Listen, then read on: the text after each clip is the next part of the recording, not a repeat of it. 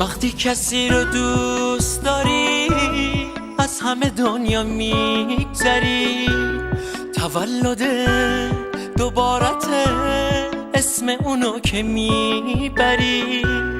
وقتی کسی رو دوست داری میخوای بهش تکیه کنی، بگی که محتاجشی و به خاطرش گریه کنی.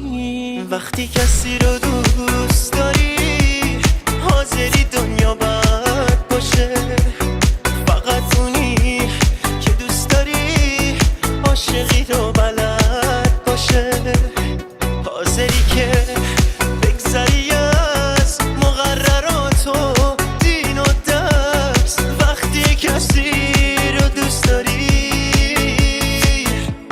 معنی نداره دیگه ترس، معنی نداره دیگه ترس.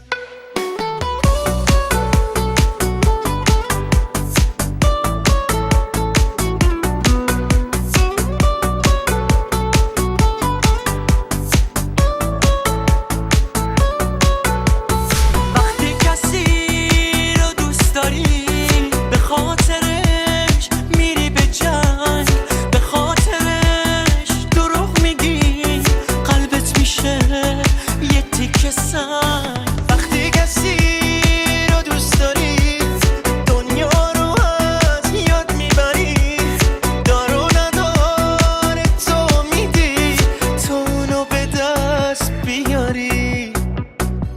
حاضری هرچی دوست نداشت به خاطرش رها کنی، حساب تو حسابی از مردم شهر جدا کنی. حاضری هر روز سر